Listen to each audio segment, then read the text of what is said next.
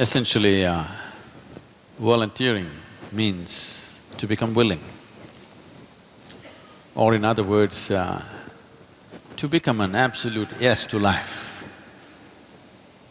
Most human beings are yes if it's convenient, no when it's not convenient. Yes if it's yielding something, no if it's not yielding something for them. A volunteer means there's only one thing that he's dropped, which is a very significant thing. He's just dropped this one calculation, what can I get? If a human being drops this one calculation, what can I get out of this? If he drops that, suddenly he becomes a phenomenon. This is something that I'm constantly demonstrating to people, what our volunteers can do.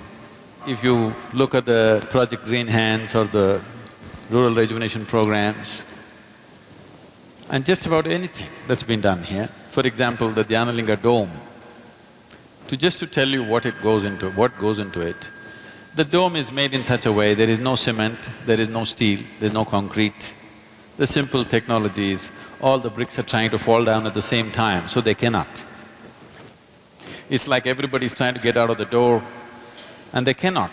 Unless one person has the courtesy to move back, then they will go. But the bricks don't have courtesy. So they keep on trying to come down and they cannot come down. So for this to happen, it took 1.8 lakh bricks to build that. This 180,000 bricks, every one of them was measured to the millimeter by the volunteers. If somebody is little lax, somebody puts a brick which is 2 millimeters less than what it should be, the whole thing may collapse.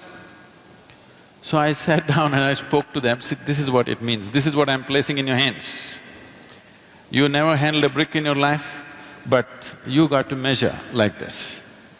And men, women, children sat down day and night and they measured and they measured and they measured and they kept these bricks. And now when they keep… it has to be just kept quickly so that it doesn't come down. One circle you have to complete at a time. And today you see that. I'm just saying just one example. Any number of things like this have been done. What is it that fires them?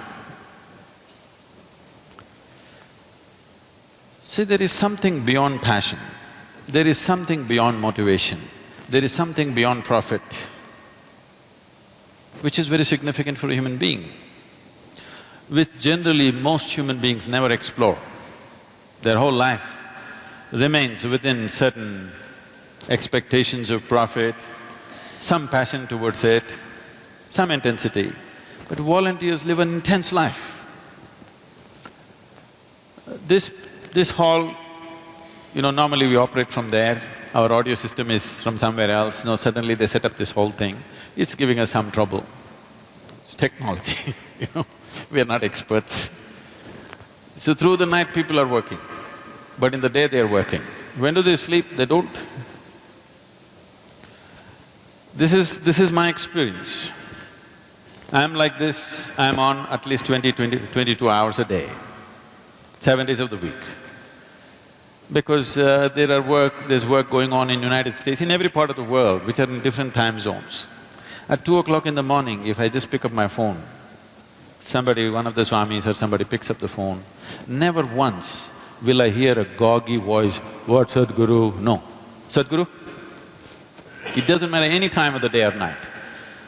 This is the greatest blessing, that you constantly live among people who are intense, focused and willing to give themselves to what needs to happen.